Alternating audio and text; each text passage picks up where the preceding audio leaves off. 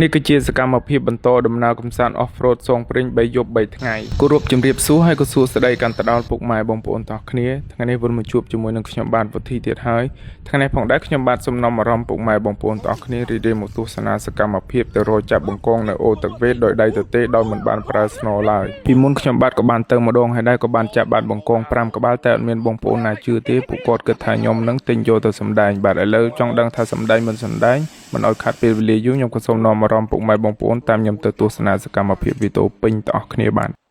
ចាប់ផ្ដើមនៅក្បាលវីដេអូពួកខ្ញុំក៏បានរៀបចំអីវ៉ាន់ធ្វើដំណើរពីចកាពុធីឆ្ពោះទៅអូទឹកវេតដើម្បីយប់នេះនាំគ្នាចាប់បង្កងហើយកន្លងពេលធ្វើដំណើរមកផ្លែឥឡូវពួកខ្ញុំក៏បានចេញមកដល់រង្វង់មូលត្រេនេះហើយបាទហើយបន្តចេញទៅថ្ងៃហ្នឹងនៅសមាជិកតែ4នាក់ទេបងប្អូនបាទនៅខ្ញុំនិងភក្តីជាមួយបងបូរ៉ានិងខុនណេតបាទហើយមកដល់មុខចេញមកដល់ជីផាតបានអ៊ំស្រីគាត់ឲ្យភ្ញៀវប្រហែលជាជិត2គីឡូអរគុណទឹកចិត្តគាត់មែនតើបងប្អូនបាទហើយមកដើមក្រោយផ្ទះគាត់ផ្លែឡើងក្រាក់ពេញដើមតែម្ដងដល់ពេលមកដល់សាឡាងមែនណាបងប្អូនហើយអាយ៉ៃឡានឡើងសាឡាងឲ្យអស់ក៏នាំគ្នានឹងទៅទិញម៉ងពីអ្នកភក្តីនឹងគ្រឿងត្រូវសម្រាប់យើងស្លបាទហើយឡៃតែទិញយូរពេកមានណាសាឡាងគេចេញទៅមុនបាត់នោះបងប្អូនបាទសាឡាងគេចេញទៅមុនបាត់តែគេអាងថាមានគ្នាយើងនៅនងដែរឲ្យគាត់បើកឡានឡើងហើយបានបកមកវិញចូលយើងតែយើងអត់ចាំយូរទេយើងទៅតាមផ្លូវវាងបាទមានខាង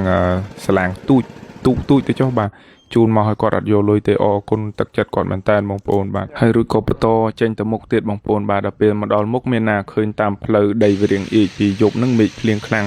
ដល់អញ្ចឹងក្នុងចិត្តមិនដឹងថាម៉េចទេដល់ពេលទៅដល់អូទឹកវេតទៅទឹកល្អហ្នឹងអំបិលហើយមិនដឹងថាចាប់បានបកងឬក៏អត់ហើយមកដល់ថ្ងៃនេះជិះផ្លូវវាងទៀតបងប្អូនបាទដល់ពេលផ្លូវស្រាប់នោះវាត្រូវដាច់ផ្លូវបាត់ហើយនោះកន្លែងនោះបាទជិះទាល់ផ្លូវហើយក៏បានមកដល់ចកាអ៊ំប្រុសគាត់បើកឲ្យចូលតាមចកាគាត់វាងតាមនឹងទៅបានជិះទៅមុខបានហើយនិយាយពីតាមផ្លូវវិញបងប្អូនបាទគោក៏បីវាសឡឹងមើលយើងឡើងព្រាតវាចម្លែកវាហើយឡាននេះមិនសុកបាននាំគ្នាមករុកផុករុកលបាប់ចូលទៅណាទៅណីនឹងហើយដល់គោក៏ច្រើនណាស់ទៀតបាទហើយឡៃតែនិយាយរឿងគោក៏បីវាសឡឹងមើលយើងពុកម៉ែបងប្អូនបាទឥឡូវពួកខ្ញុំក៏បានចេញមកដល់ទីតាំងដែលពីមុនពួកខ្ញុំបានធ្លាប់មកពីលើកមុនមួយសាបងប្អូនបាទហើយឥឡូវមកដល់ទីតាំងក៏ចាប់ផ្ដើមទៅមើលកន្លែងសិនមើលថាទឹកល្អអត់តែទឹកល្អនឹងបាល់យប់នេះបាទ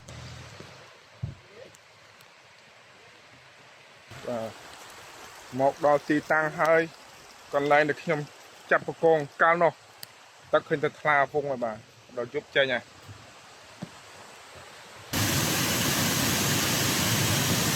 ស្អាតដល់ហើយបងប្អូនអើយអ្នកតាយប់នេះទៅចាប់ប្រកងខាងជើងខាងនោះវិញបានបងប្អូនបាទមកដល់ទីតាំងឃើញថាទឹកថ្លាវងហើយទឹកជ្រោះទឹកធ្លាក់ឃើញថាស្អាតមែនតើបងប្អូនបាទហើយក៏មិនបងអង្គយូរក៏នាំគ្នាចាប់ផ្ដើមរៀបចំធ្វើកន្លែងហើយខ្ញុំក៏ចាប់ផ្ដើមបន្តចេញទៅរកដាក់ម៉ងសិនបងប្អូនបាទការពារយប់នេះបានមហូបខ្លះហូបហើយសាច់ជ្រូកនៅសល់ហ្នឹងសាច់ជ្រូកច្រឡំសាច់គោបាំងខ្ញុំច្រឡំរហូតមកចេះតក់គាត់ទិញមកច្រើនហើយឥឡូវគាត់ទៅផ្ទះមុនគាត់ទុកឲ្យពួកខ្ញុំនៅហូបក្រោយហើយខ្ញុំម៉ែមើលទីតាំងនេះតំណងថាមានត្រីដែរបងប្អូនបាទប៉ិនមិនដឹងថាម៉េចទេមិនដឹងថាគេមករអាសាមកដាក់ម៉ងមុននេះអត់ខ្ញុំអត់ដឹងដែរប៉ិនមិនមែនថាម៉េចទេបងប្អូនបាទម៉ងមានភាគរយខ្ពស់មែនតើបាទយើងដាក់បើតិចច្រើននៅតែបានដូចមុនយើងមិនដែលអត់ទេគ្រាន់ថាពេលខ្លះបានច្រើនបបោមែនតើទៅហើយពេលខ្លះទៅក៏បានតិចបាទហើយលើចេញមកដល់កន្លែងវិញរៀបចំនាំគ្នាបាទមីនិងអង្គលោកឲ្យទេបាទលោកគាត់ឲ្យ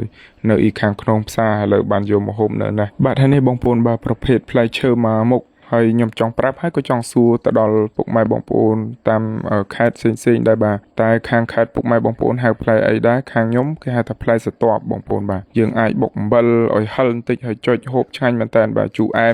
មនេះរូបរាងវាអញ្ចឹងបងប្អូនបាទខ្ញុំដើររើសបានរៀងច្រើនដែរបងប្អូនហើយនៅទីតាំងនេះផងដែរបងប្អូនបាទសបោប្រភេទផ្លែឈើហូបមែនតើបាទមិនមែនមានតែផ្លែស្រទាប់នោះទេនៅមានព្រីងច្រើនទៀតបាទប្រភេទព្រីងបាយបងប្អូនបាទហើយច្រើនមែនតើខ្ញុំមកលើកនេះបានចាប់អារម្មណ៍រឿងមួយខ្ញុំគិតថាបងប្អូនមកលើកមុនក៏មិនចាប់អារម្មណ៍ដែរខ្ញុំដល់ពេលពិនិត្យទៅបានដឹងថាអូជាការព្រីងតាច្រើនមែនតើបងប្អូនបាទប្រហែលជា4-5ហាត់ហើយមិនដឹងថាបានដាំពីចំនួនណាទេបងប្អូនហើយដើមព្រីនេះតាមខ្ញុំមើលទៅវាអាយុធំដែរមកដល់មុខក៏ឃើញសបុកសัตว์មួយតែខ្ញុំអត់ធ្វើអីទេអត់ហ៊ានប៉ះពងវាទេខ្លាចមេវាចឹកចោលពងវាអញ្ចឹងបងប្អូនហើយដល់ងាកមកជាហៀងផ្លូវទៀតរឹតតែចម្លែកទៀតគឺជាការដាំទៅសេកបងប្អូនហើយសុទ្ធតែដាំទៅសេកមិនដឹងថាលោកយាយលោកតាគាត់បានដាំពីចំនួនណាទេបងប្អូនកំអីក៏ខ្ញុំអត់ដឹងដែរព្រោះអីដល់ពេលខ្ញុំពិនិត្យទៅឃើញជាជួរត្រង់ភ្លឹងហើយមកជួររាប់រយដើមអញ្ចឹងទៅបានដឹងថាអូ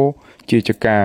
ហើយមកដល់មុខនេះបងប្អូនហើយព្រីងបាទផ្លែឡើងខ្មៅក្រឹបតែម្ដងហើយផ្អែមមែនតែនទូចតែខ្លួនទៅផ្លែព្រីងបាយនេះបាទផ្អែមជាងផ្លែធំទៀតហើយដើមមែកវាផ្អៀងមកដល់ដីបងប្អូនមានណាខ្ញុំប្រលេះបូតដាក់មាត់ឆ្ងាញ់មែនតែនបាទហូបរៀងក្រាស់ក្រែលដែរនោះណាហើយតាមតែផ្អែមល្អចេះទៀតអញ្ចឹងឯងបងប្អូនបាទធ្វើខ្ញុំបានដឹងថាអូពិសេសមែនតែនមកជើងនេះមិនមែនត្រឹមតែមកចាប់បកងទេហើយស្គាល់បាច់ចការព្រីងចការទៅសេកទៀតហើយដល់ពេលមកដល់កន្លែងវិញបាទអំបិលម្ទេសបាទសាច់នឹងប្រមាណដុំនេះអាំងមែនណាដល់ពេលអាំងហើយហូបចុចអំបិលម្ទេសហូបទៅទេអត់ហូបបាយទេដល់ពេលហូបបាយបាទហូបនឹងអំបិលម្ទេសវិញម្ដងបាទព្រោះឲ្យឃ្លានហើយបាយមិនតាន់ដាំនាំគ្នាម្នាក់មួយម៉ាត់ក៏អស់ទៅ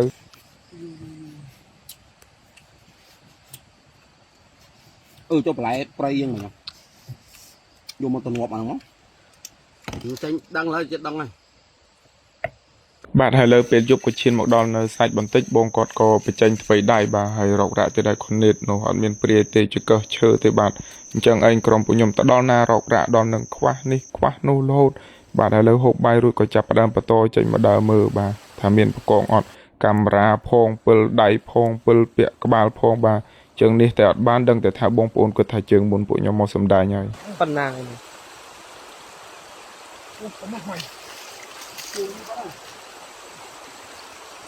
អូនមកជួយរៀងហ្នឹង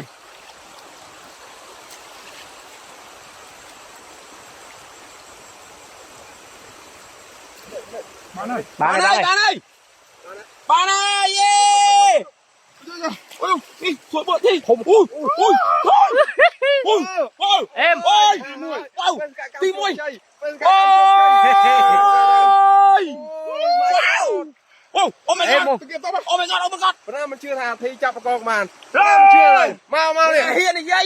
នេះណាហ៊ាននិយាយឥឡូវនេះ100ស៊ីមរៀលនេះអូញាក់សាច់ញាក់ទៅអូយយ៉ាគាត់មកញ័រដៃទៅ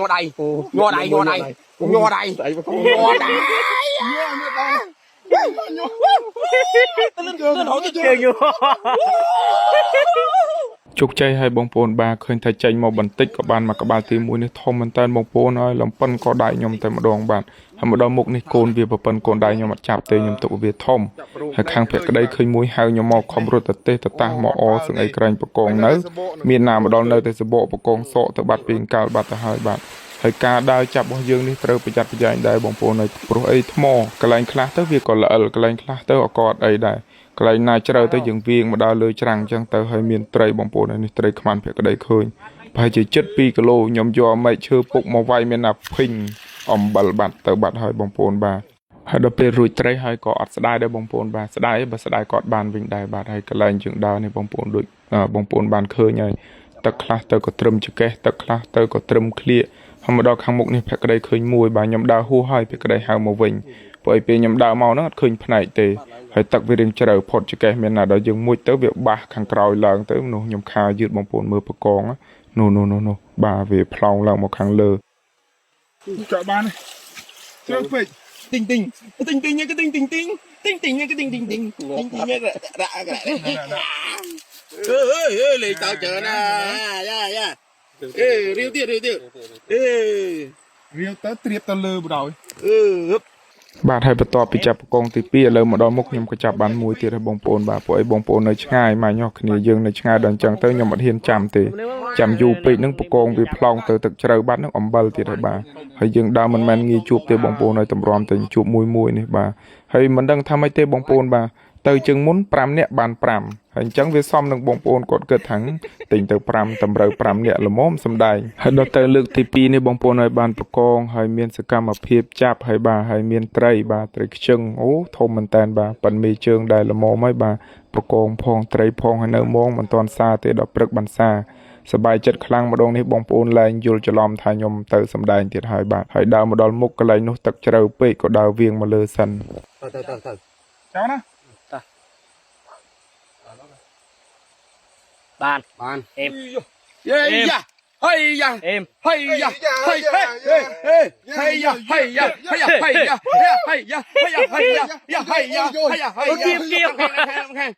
បាទហើយសរុបទៅបាន4ក្បាលហើយបងប្អូនបាទហើយបន្តិចទៀតនឹងបន្តទៅក៏បានទៀតដែរបងប្អូន ល្មមនឹង4នាក់នឹងបាន4បាទហើយទូចមួយមកដល់មុខនេះពស់មួយទៀតបងប្អូនបាទពស់កច័ន្ទហើយខ្ញុំអត់ចាប់រស់ទេបងប្អូនបាទពស់នេះវាអត់មានពឹសទេ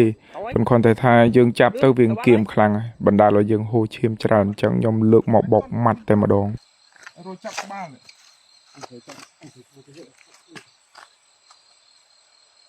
បោកងាប់មកណោះ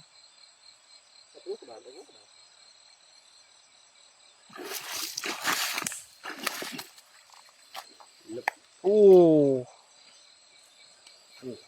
អូបាយអានឹងខំអូ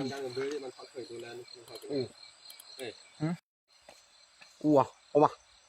អីពុះគេបាទហើយលើក៏ឃើញថាម្ហូបរបស់យើងរស់បានរៀងច្រើនហើយដែរបងប្អូនបាទមានកែបទៀតមកដល់មុខចាប់បានកែបទៀតហើយបានតាំងកែបតាំងពោះតាំងត្រីតាំងបកងបាទមកដល់មុខជួបកែបមួយទៀតវាលឹបចុះទឹកតែអត់រួចទេអញ្ចឹងឯងភក្តីថាខ្ញុំថាទៅជួបអីហ្នឹងងាប់នឹងតែម្ដងអញ្ចឹងមែនបងប្អូនបាទជួបត្រីបានត្រីតែរួចត្រីធំមួយមាញ់ហើយបាទយើងម្លងចូលអានឹងទៅនិយាយទៅខ្មាស់ជួបត្រីឡើងប៉ុណ្ណានៃមិនចេះចាប់បានបាទហើយលើមកដល់កន្លែងវិញយើងសរុបលទ្ធផលរបស់យើងថាបានប្រមាណបាទបងប្អូនបាទហើយបកងនៅរស់បរិះតត្រិលអូចាប់ឡើងប្រមាណម៉ោងនៅរស់ទៀតបងប្អូនគៀបខ្ញុំប្រមាណដងបាទធ្លុះខ្លះហូរឈាមខ្លះអីខ្លះហើយនេះបានច្រើនបងប្អូនបាទលទ្ធផលរបស់យើងហើយលើនាំគ្នាសម្រាប់ហត់នឿយហើយដែរមកពីឆ្ងាយហត់ផងហើយណា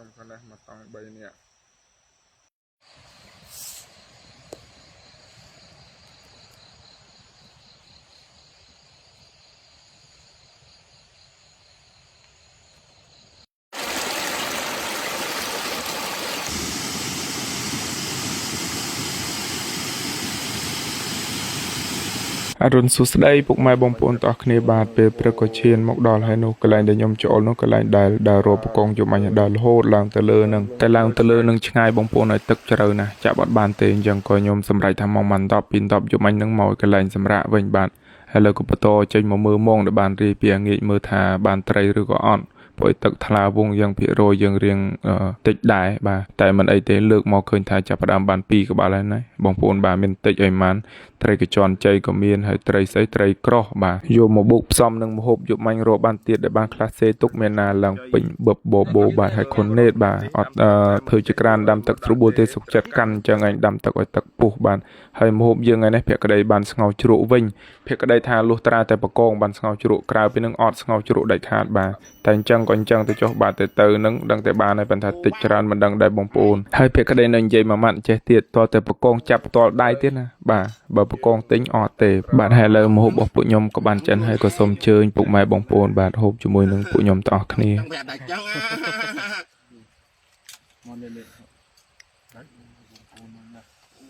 អូជាតិម៉ា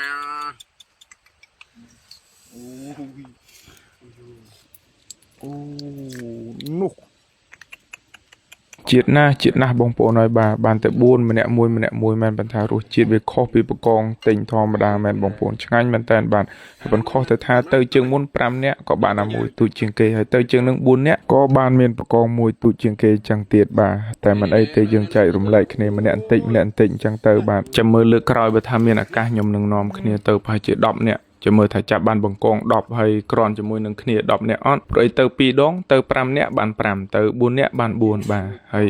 ចាំមើលទៅដល់លើកក្រោយយើងទៅគ្នាច្រើនចាំមើលថាបានច្រើនអត់ហើយលើហូបបាយរួចរាល់ហើយពួកខ្ញុំក៏ចាប់ផ្ដើមដុតសម្រាមដុតអីរៀបចំសេរីសរងចេញទៅផ្ទះវិញបាទហើយចំពោះសកម្មភាពវីដេអូខ្ញុំបាទថ្ងៃនេះក៏ឈានមកដល់ទីបញ្ចប់ដែរបងប្អូនបាទហើយចំពោះការបកស្រាយរបស់ខ្ញុំបាទមានបកស្រាយអ្វីលើសលប់ក៏សូមខន្តីអភ័យទោសពីពុកម៉ែបងប្អូនផងដែរក៏សូមជូនពរកាន់ទៅដល់ពុកម៉ែបងប្អូនទាំងអស់គ្នាមានសុខភាពល្អសំណាងល្អទាំងអស់គ្នាបាទបាយបាយពុកម៉ែបងប្អូនទាំងអស់គ្នាជួបគ្នានៅសកម្មភាពវីដេអូក្រោយៗទៀត